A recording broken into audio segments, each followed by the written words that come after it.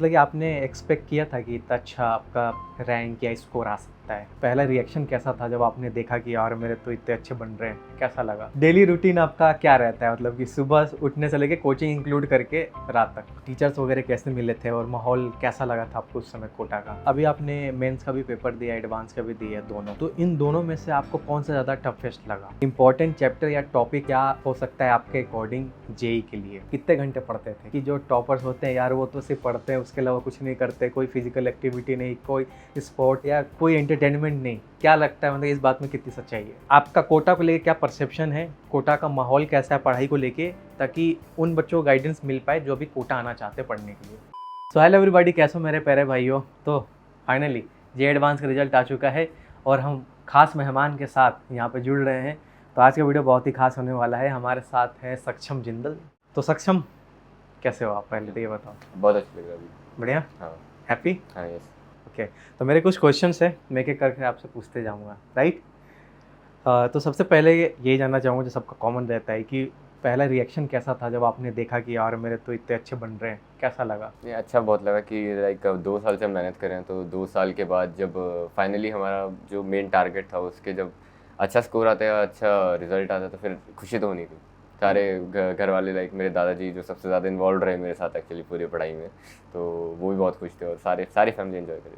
अच्छा, क्या बात है यार। तो मतलब कि आपने एक्सपेक्ट किया था कि इतना अच्छा आपका रैंक या स्कोर आ सकता है?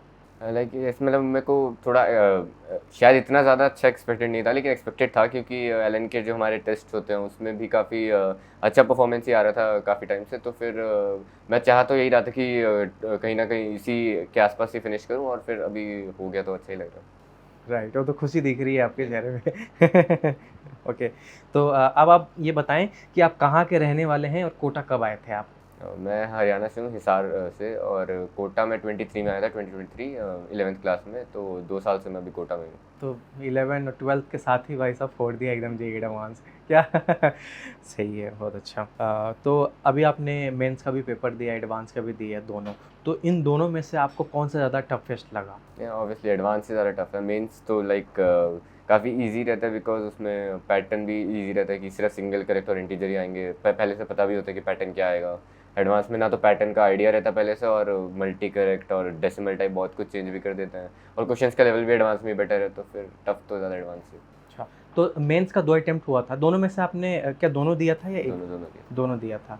तो दोनों में से बेहतर किस में बना था? एक्चुअली दोनों में इक्वल आया था, दोनों में मार्क्स भी 295 ही थे 300 में से, और 100% थी दोनों में। अरे क्या बात है। आपके रैंक कितने बन रहे थे मेंस में? मेंस में मेरी रैंक 10 थी। 10 थी।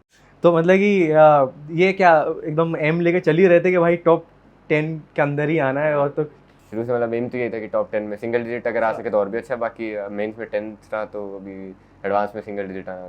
तो ये कॉन्फिडेंस कहाँ से आता है? लाइक क्या एकेडमिक बचपन से आपकी सारी स्कूलिंग में भी आप अच्छे थे, मतलब कि लाइक बचपन से परफॉर्मेंस मेरा हमेशा ही अच्छा रहा था, बट लाइक जे एडवांस और मेंस तो थोड़े बहुत मतलब अच्छे लेवल के एग्जाम्स हो गए, इसमें कितने सारे बच्चे कम्पीट करते हैं, इतना बड़े एग्जाम्स तो पहले दिए नहीं थे, तो हाँ हाँ, तो ये एग्ज़ाम में एक रिजल्ट आना तो मतलब एक अलग अलग खुशी का। Right right right right. तो जब आप यहाँ पे आए थे तो उस समय आप अपना कुछ एक्सपीरियंस बताओ कि टीचर्स वगैरह कैसे मिले थे और माहौल कैसा लगा था आपको उस समय कोटा का?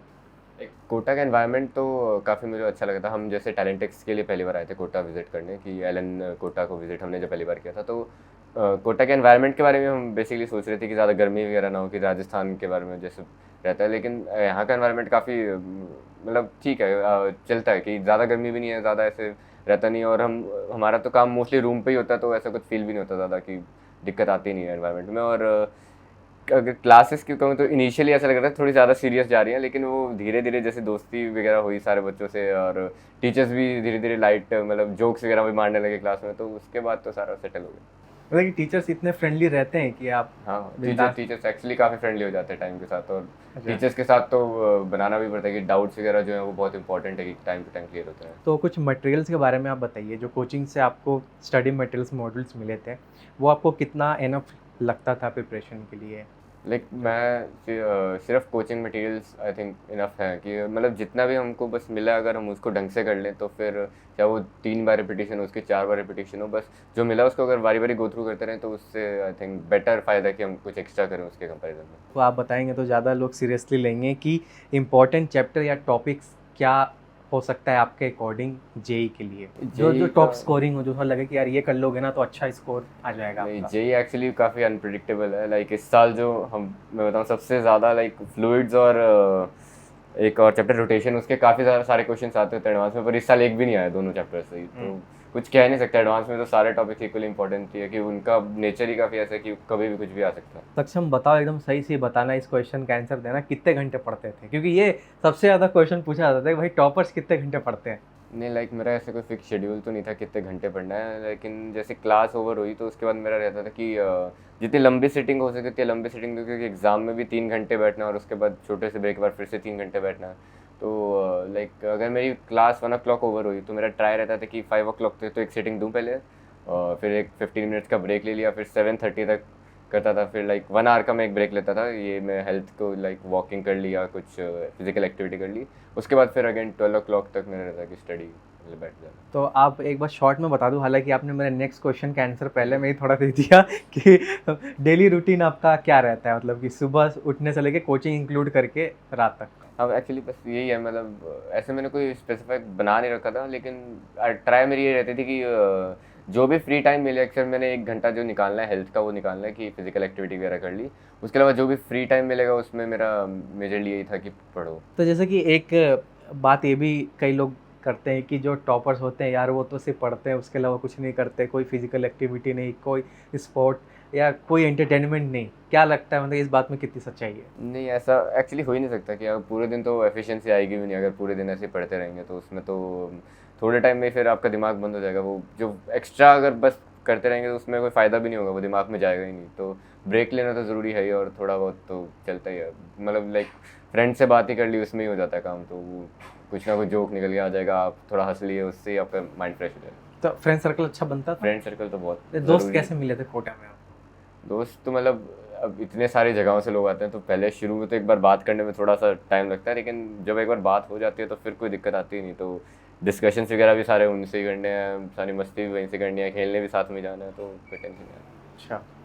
तो सक्षम, जैसे कि आप इतने साल यहाँ पे पढ़े और इतना अच्छा आप रैंक और स्कोर आपका आया, तो पहले का आपने बताया कि जब आप आए थे तो उस समय आपको कैसा माहौल लगा। अभी का आप बताओ, जब आप 2 साल यहाँ पे पढ़ लिए और इतने अच्छा आप रैंक लेके आए, तो अब आपको आपका कोटा को लेके क्या परसेप्शन है? कोटा का माहौल कैसा है पढ़ाई को लेके, ताकि उन बच्चों को गाइडेंस मिल पाए जो अभी कोटा आना चाहते हैं पढ़ने के लिए? नहीं, कोटा बिल्कुल एक अच्छा, मेन चीज़ यही है वो स्टडी एनवायरनमेंट इतना अच्छा मिलता है, कॉम्पिटिटिवनेस इतनी अच्छी मिलती है कि इतने सारे बच्चे आपके लेवल के साथ में बैठ के पढ़ रहे हैं, तो उससे जो डिस्कशंस वगैरह निकल के आते हैं और जो इतना मतलब कोई दिक्कत नहीं आएगी, वो आपको पता भी नहीं चलेगा बाहर क्या चल रहा है, आपके स्टडी में इतना इन्वॉल्व हो जाओगे इतने सारे बच्चों के साथ, तो एकदम परफेक्ट एनवायरनमेंट है स्टडी की।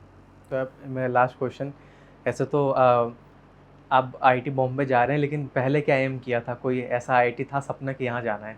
जब मैं एक्चुअली आया था मुझे एडवांस के बारे में बहुत ज़्यादा आइडिया था ही नहीं, पेपर में क्या करना है क्या होता है, मेरा मेन चीज़ तो बस मैथ्स पसंद थी, मैं इसलिए आ गया था।